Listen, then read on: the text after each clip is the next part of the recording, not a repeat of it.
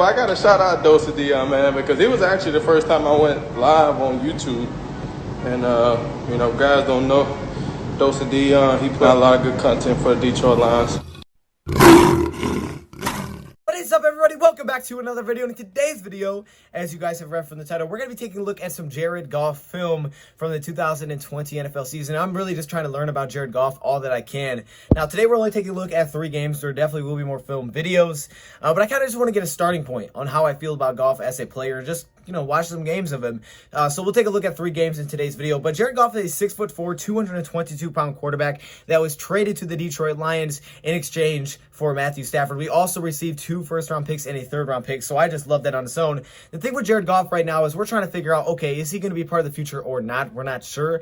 Not as of this season, I definitely think he's going to be on the field. I think he'll be the starter this season. That's what's expected with the Lions, and the Lions clearly want him, and Jared Goff also said this: I'm just happy to be in a place where they want me, basically. And I think that's very important. I mean, look, the relationship between the Rams and Jared Goff wasn't the best, it didn't seem. So for him, I think it is great to have a fresh start, to be in a fresh place, a former first overall pick in the draft. And the Lions won it. Brad Holmes won him, and Dan Campbell's excited for him to be here. Now, there are some things that I took away, and we'll see during film, but there are some things about his game that I've noticed. Some things that I like and some things that I don't like. To know his limitations, and that's something that he's still working on and improving, like, you know, knowing that he's not super mobile, knowing that he doesn't have the biggest arm, and kind of playing towards that, you know, finding a way to get the ball out of his hands just to have an incomplete pass instead of forcing a turnover, because that has been an issue. Turnovers have been an issue, and right now the Rams really don't want to work with it. They just want to go win, and that's why they made the trade for Stafford.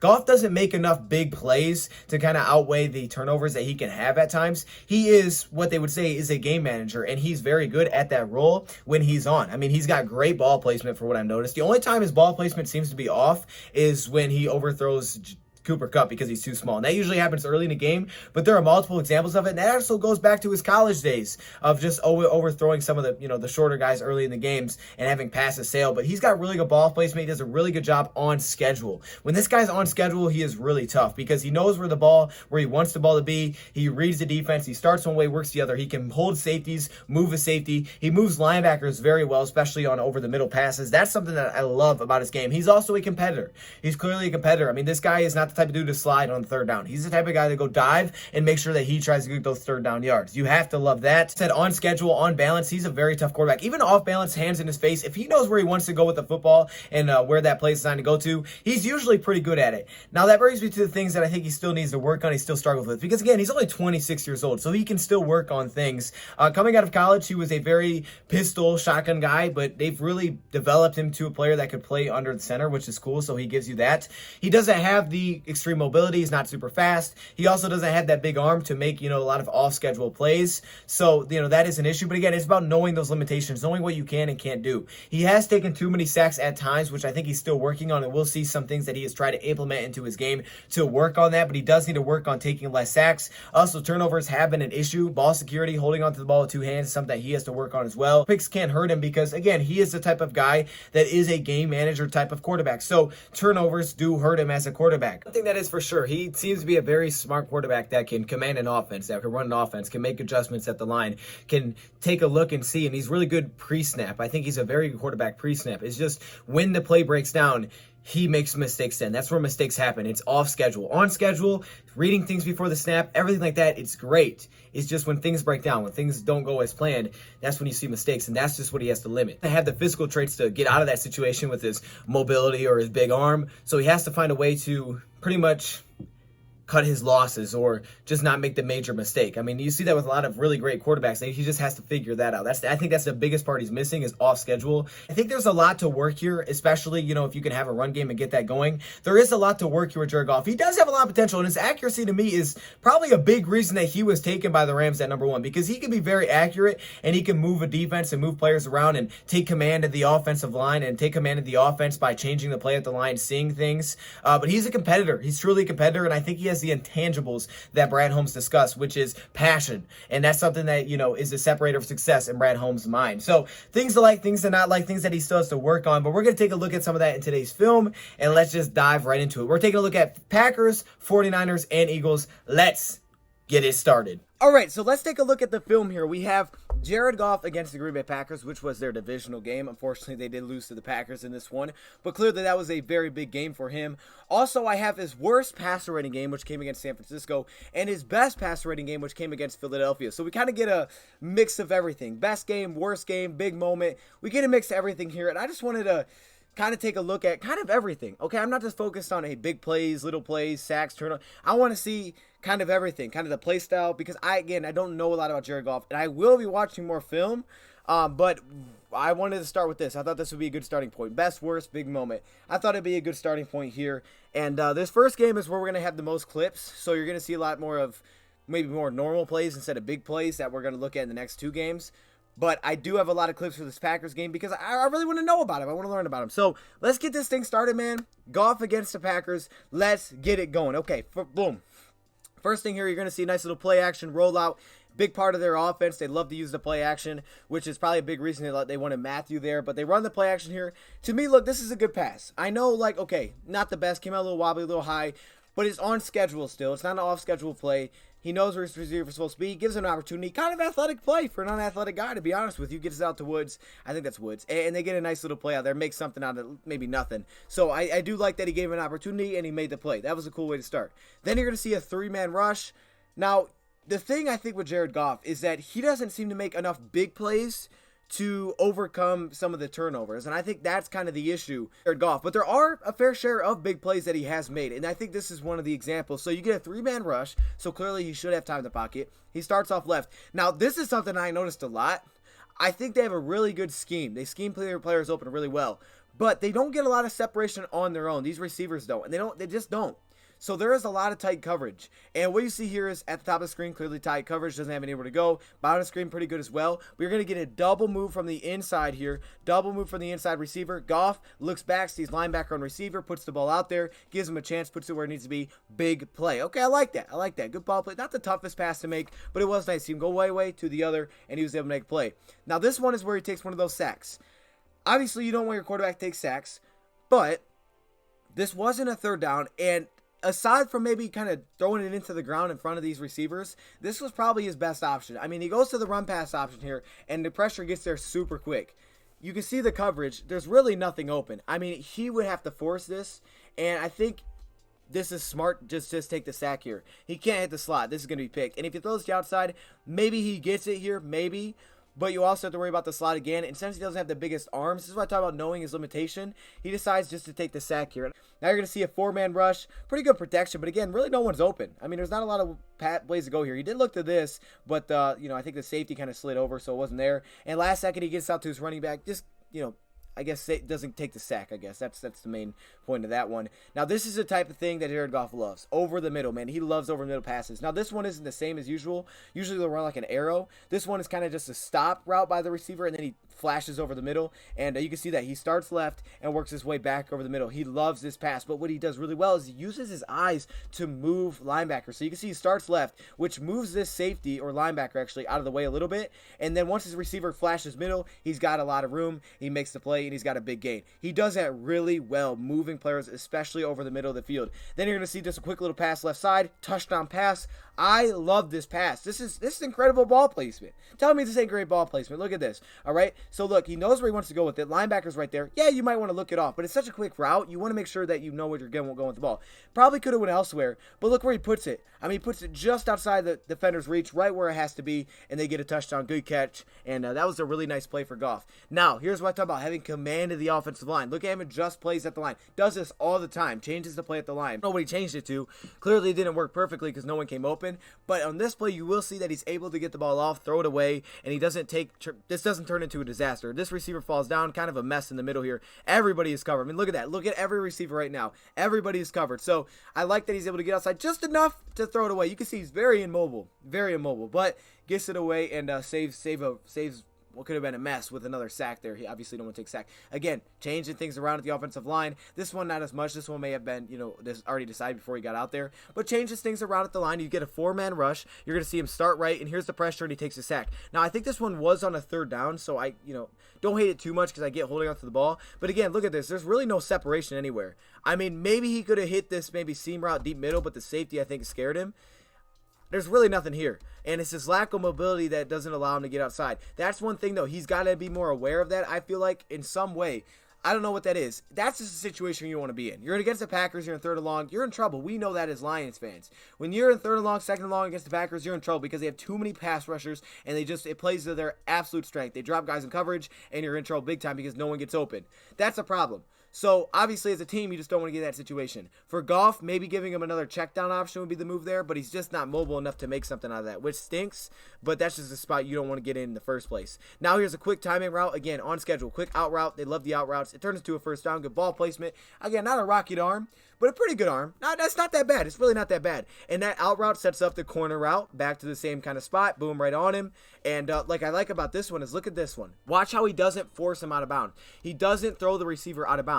He puts it back inside, and it keeps the receiver inbounds, allows him to catch it, not go out of bounds, not to worry about a toe tap, potentially gives him a chance to run after the play. Now you see the play action again. Good protection. They hold up really well, and he's going to go over the middle here. Stop. Boom. Now, I don't know if he does this on purpose or not, but he sees this corner looking at the ball. Maybe this was on purpose because he throws it short just over the linebacker's hands, and not able to run after the catch. So I don't know if that was on purpose or not. Either way, it turned into a big gain. So it still was a good play. Again, with the play action, man, they love their play action. That's just what they like to do. And this one kind of surprised me because I wasn't expecting this out of old Jared Goff. Run the play action bootleg, and look at some of the wheels from Jared. Look at him run. Look at him run. Okay, he's really slow, but he got 6 yards. Nothing was open downfield, and he made the most out of play. He played a very, very consistent. I don't know if I'd say consistent. He played a pretty good game against Green Bay. I'll just say it like that. Like, he played a good game. Statistically, 21 for 27, a touchdown, no picks. He played good in that way, and you can watch on the field. He did pretty well against the Packers. Here you're going to see, looks right. He knows where he wants to go with it. Again, changes the play at the line. You see how he's adjusting things? He didn't look anywhere else. This is the times when you don't see him go through, start one way, go the other, is he makes the adjustment at the line. Sees the corner, boom, look at this pass. Right where it needs to be. Not a rifle, right? Not a rocket, but he's able to put it there where it needs to be and make the play. Here he starts right, looks back left, and he takes another sack. That's the issue. That's the issue sometimes. And again, I don't know if this was a 3rd down or not, which is kind of stinks.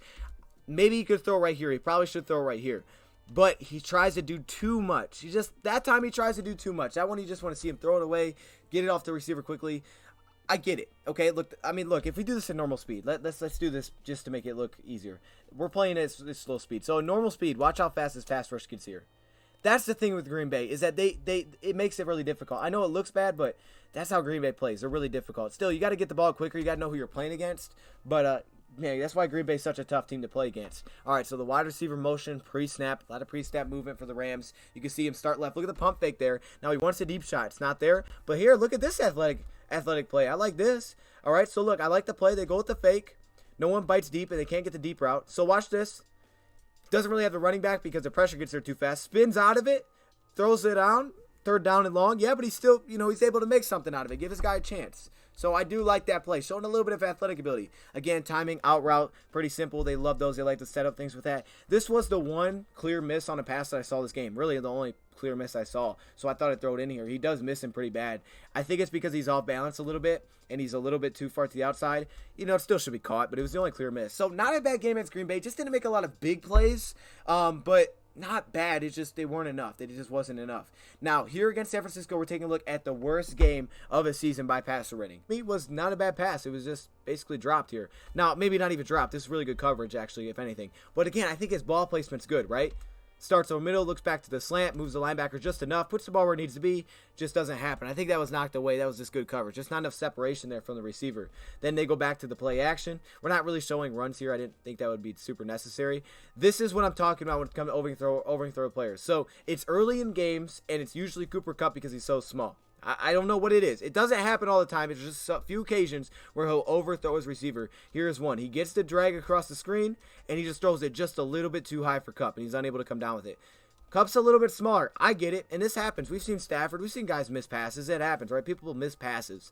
But, yeah, look. It just missed him. He's got all the time in the pocket. Just a little bit too high. I don't know. Some about early games, he just misses some passes too high. But again, that's something they even said about him back in college. Got the shotgun, which is something that he did a lot in college. Steps up in the pocket. You got to like that. Like how he moves in the pocket. And he took the shot here, right? He stepped up in the pocket, avoided the rush, good presence, takes the shot. Really not a too bad pass. Maybe you should have let him a little bit. It's not that bad. Honestly, I don't think you could lead him more because he'd been overthrown. I mean, that's about where you are supposed to put it. Maybe a little more left. But yeah, I mean, that's about all you could do with that pass. That's a tough window to hit. Two guys in coverage, because it was a situation where they had to get a big play, because I think that was the 3rd and long as well. So here's the play action. Again, they like the play action, man, I'm telling you. And this is something I've noticed. I think he does this on purpose. I noticed him do this a few times, so I think this is purpose. What he does is he'll kind of just ground it to avoid, what's it called? Intentional grounding. He'll throw it away, but he'll throw it away basically by just throwing it really short of the intended receiver. To me, this was not what he was trying to do. He threw that way short. I think he does that on purpose to just kind of throw it away when he doesn't think anything's there. Then they set up the screen. Really, I mean, there's nowhere else he can go with this screen. I mean, he kind of just put it where it had to be, away from the defender. Really, there was just nothing with that play. That play was pretty much dead from the start. Nice little scramble here. Again, showing a little bit of athletic ability. Look at him fake right, gets the defender off, and then takes off. Everybody shifts right. Everybody's going right, and he takes off knowing where the defense is, takes off left. And what I love about this play, man, is this is where I see competitiveness. He takes off. This is a 3rd and 10. He needs to get that first. Instead of sliding right here, boom, and just sliding, he dives forward. Make sure he goes and gets that first down. Make sure he makes that play. I do like that. That's the little things they look for, the little competitiveness they look for in a quarterback. This is a tremendous throw. I mean, this was a great throw. So you don't get a lot of big plays because their offense is short, and they try to set up the deep ones. But this play was beautiful. All right, so you're going to get that post in the back of the end zone. Honestly, really good coverage again. Good pocket as well. Only form of a rush, good pocket, which is something to note. But look at this throw. I mean, there's literally no separation. He puts that ball right where it has to be. That is a dot. That is an absolute dot from Jared Goff. That was a great throw. I love his ball placement. Not the biggest arm. And when he's on schedule, his ball placement, it's usually on the money, except for the few occasions where some passes are high to Cooper Kupp. But aside from that, man, he's got good ball placement. Here's another one. Look at that throw. Look at this throw. This is, I think that's to his tight end. That's good. He's kind of hanging on him. That could be a flag. But look at that. Right where, boom, right in the bucket. Just dropped it right in the bucket. This is his worst pass rating game of the season. And you can see him dropping the bucket. The reason his worst pass rating game is because he had a couple of turnovers, which we're going to see one soon. But definitely another good throw there. I mean, you got to like that throw. Here's the pressure kind of off his back foot. Takes another shot here. I don't know. I mean, look, takes the shot. He's going to hit as he throws it. I think he underthrows it a little bit on this one. Yeah, he underthrew it a little bit. Still something that's potentially possible to come up with. Kupp's just unable to do it. Maybe if he throws it a little bit further, but not a lot you can do with that one. But here you go. They're closer to the end zone. This is where the pick came into play, and this is why it was such a killer. A pick on the 2-yard line is a killer. I can see how it happens, though. He looks left, right? He has the corner route. This makes sense, but I think what kills him here is his bottom receiver takes off, and it puts the defender in position. Because look, right here, stop the play. Touchdown. But watch, this receiver at the bottom takes off towards the end zone. And once he does that, now this cornerback who's covering him, which I think is Richard Sherman, he realizes he's like, oh, hey, there's the ball, and he just jumps up and takes it. If this receiver doesn't take off, or if he puts it more on a rope, which I don't think he has because he's off his back foot. You see how it lost too much? That's where the big arm really can come into play, which he doesn't have. He has a good arm, but not a big arm, especially off his back foot. But if the receiver doesn't go up, I think that's a touchdown. But he lofted it to the corner, and the receiver took off, and it kind of put him in a bad spot there. So that was just not a good play. This is where, well, the game was basically over at this point. They needed to score fast. So he takes a shot to the end zone. It was a good catch, honestly. But he gave him a chance at it. I mean, his guy went up and got it. I mean, not a bad throw. He couldn't throw it. He couldn't really lead him because he would have threw it out of the end zone. So he kind of stopped it. His ball placement's good. I mean, he's got good ball placement. That turned into a touchdown, though. So that's him against San Francisco. Now let's move on to his best passer rating game of the season, and this came against the Philadelphia Eagles. This game did go pretty well. Man, this play, you guys are going to like this one. I think if this is the play, yep, you guys are going to like this. Oh, man. Oh, man. I said I love this play. It's a little arrow route. I like this play, too. I love it on Madden. Arrow, boom. Okay, now you just got to wait for him to pass that second-level linebacker. Well, that's what he does, right? He puts it right there. But watch the other angle of this. Watch him move the linebacker, hold the linebacker to the left, and then boom, he puts it right over the middle because the linebacker can't see this. That actually might be a safety. That's linebacker. Watch. Holds him left. Linebacker starts to shift that way. Then boom, just a slight little turn to the right, and he puts it over the middle. Linebacker's out of position. Great play. That is a great play by Jared Goff. Moving linebackers, that ability, beautiful, beautiful. Here's the end zone pass, kind of cut off his back foot, but again, it's on schedule. Just puts it right where it needs to be. On schedule, even with pressure. If he knows where this route's supposed to be on timing, he's accurate. His ball placement, to me, is his biggest strength. And that's tough because not a lot of players have that. And they don't get tons of separation unless it's a really good design play. Here you get the quick little curl slash, well, this is just a curl route. Again, doesn't get that they're in a hurry, but he does put it where it needs to be. Now you're getting a nice little design rollout, so you get to see a little bit more, a little variation of his abilities. Little rollout on the run. I don't know why that happens. I think there's actually a play in here where you're going to see that. I think he has one in this game too. Play action. He wants to take a shot. Right, boom, right. I mean, look at the, and to me, again, like, okay, the safety's over top. Maybe he could have led him to the end zone here. I think he maybe could have led it to the end zone, but he put it towards the sideline. Again, he kept it where the defender couldn't get it. Here's one, I think, where you're going to see the miss. Oh, no, this is a good play, too. Play action, rollout, defender in his face again. He's able to get this off, and he puts it to the inside, and he gives his tight end a chance to go run with it because the corner was on the other side. Deep drop, pass over the middle, again. If he's got time in the pocket, he's pretty tough. Good pass there, and then obviously you get your touchdown pass again on this drive. They jumped up to a pretty nice lead. It was like 21-3 to start this thing off. Little out route, reach in, touchdown. I'm sorry, I cut that one off kind of short. I did not mean to do that. Spreading him out again. That kind of what he's used to in college. This is a play that was, okay, I'm not sure what went down on this one. This one I was confused with, so I put in here. Now, this is when pressure's in his face. Sometimes you see mistakes. I think it's because he doesn't step up. See how he doesn't get to step up in his pocket? See how he's throwing off his back foot? So that either caused him to lose power in this pass, which is why he underthrew the deep route, or it's that he overthrew this underneath route. I'm not sure which one he was looking for here. I can't tell. But if it was a deep route, it's because I think he wasn't able to step up. And he just doesn't have the arm to make that play without being able to, with being off his back foot. Not even step up, but if you're off your back foot, he just can't make that play as well. And that's where you see some issues down the field. This is a good one as well. You know, just kind of quick pass, quick release, gets it out there. Right where it needs to be, on time, on target. Cooper Kupp makes a nice play out of it. Here, I think, is where you see him overthrow Kupp. A couple times, a couple occasions. Maybe you just don't want to give him small receivers. I don't know. He drags out the middle late. Look at this. He just throws over his head. I mean, I get there was pressure, but he threw it over his head. Cooper Kupp's, what is he, like 5'2"? I mean, seriously, he's like overthrowing this guy. He's not even that short. I don't know why that happens. It just seems to only be with Cooper Kupp, at least from the 3 games I've seen. Spread him out again. Good time in the pocket. Pressure in his face. And this is another one of those examples. This is why I think he does this on purpose, because you see how there's nothing open. This was a 3rd down. So it was a touchdown or was nothing here. Touchdown or bust. So underneath it makes sense. But you can see the pressure's in his face, so he knows he can't get out because he's not that mobile. So he knows his limitations, doesn't try to force it, and he just kind of throws it really short. That to me, that's purposeful. He threw that short, avoids the intentional grounding, avoids the 15-yard penalty. Then they take the field goal, right? They'll live to take the field goal here. Back to the play action, a little bit of a rollout, back the other way. It's a pretty open pass, good schemed play, but right on the money. Right on the money. And again, here we go, dropping the bucket again, right on the money, boom.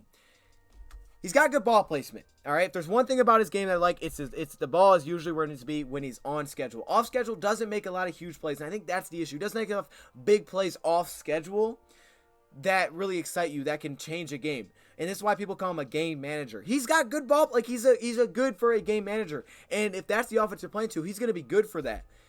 He's just not going to make all these huge plays that aren't really there. He's not going to make plays that aren't there because he doesn't have the big arm and he doesn't have the mobility to do that. But if things are where it needs to be, even if pressure's in his face, if things are happening on time, on schedule, that needs to happen, he can make the play.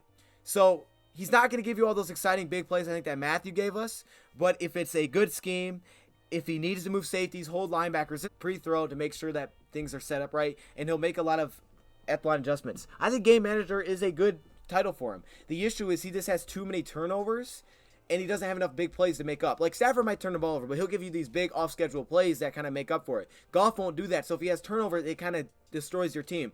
So for him, a few things, man, he just needs to work on, the sacks, continuing to find ways. I think he's found ways to do it. You just got to continue to work on it, and you just don't want to see him turn the ball over. Holding on the football. He had some strip sack issues, I know, so he's got to hold on the football, go down with 2 hands. But you can see, he's still learning. I mean, he has improved the turnovers. He's worked on it. He's improved, but it is something he still needs to work on, and I think for the Rams right now, they don't want to work on it. The Rams, they want to go win right now, and that's why McVay made the trade. For the Lions, knowing that next year could be a year where they can continue to work on it. He's got a guy in Anthony Lynn. See what he did with Justin Herbert, right? See what he did with Tyrod Taylor, right? Anthony Lynn's going to be a huge factor in this because he's going to help him limit turnovers and help him not make those mistakes and get the best out of him. And we know that with the rushing attack, you can be very effective. And with Goff, you give him a rushing attack. Now you can do play action. You can spread out.